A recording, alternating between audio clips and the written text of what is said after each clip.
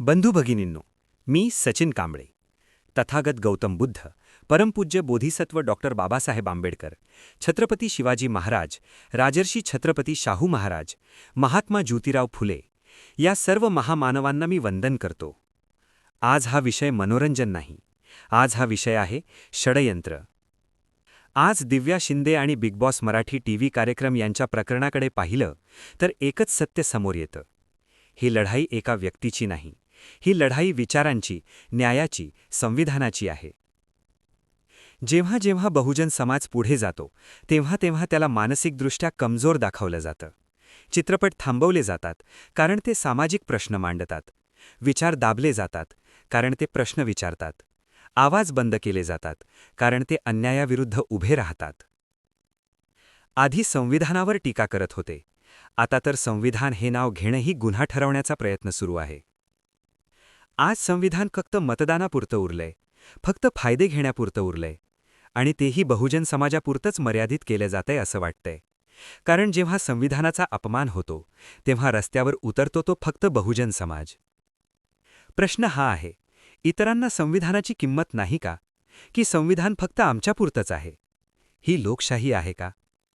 आज दिव्या शिंदे यांनी पत्रकार परिषदेत जो शाब्दिक प्रहार केला ते भाषण नव्हतं. तो होता इशारा, तो होता संकेत, तो होता प्रतिकाराचा आवाज. आणि म्हणूनच त्यांना मी या माझ्या चॅनलच्याद्वारे पाठिंबा देत आहे. आज हा प्रश्न फक्त दिव्या शिंदे यांचा नाही. आज प्रश्न आपल्या अस्तित्वाचा आहे. म्हणून मी तुम्हाला विचारतो, आपण फक्त प्रेक्षक राहणार का? आपण फक्त पोस्ट पाहणार का? आपण फक्त शेअर करून थांबणार का? की आपण उभे राहणार, आपण बोलणार, आपण लढणार?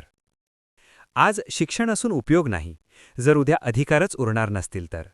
आज पदवी असून उपयोग नाही जर संविधानातच बोलायला बंदी असेल तर. आज नोकरी असून उपयोग नाही जर आवाजच दाबला जाणार असेल तर. आज जर आपण गप्प बसलो तर उद्या आपल्याला बोलणे कायद्याने बंधनकारक केलं जाईल.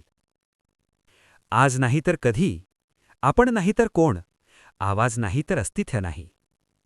आवाहन: जर तुमच्या मनात थोडीसुद्धा जाणीव असेल तर प्रत्येक व्यक्तीने 5 सेकंदांचा व्हिडिओ बनवून यूट्यूबवर बहिष्कार म्हणून शेअर करा. ज्यांना ते शक्य नसेल ते या चॅनलवर नाव, ठिकाण, लोकेशन, मत, प्रतिकार कॉमेंटमध्ये पाठवा. हा आवाज मी पुढे नेईन.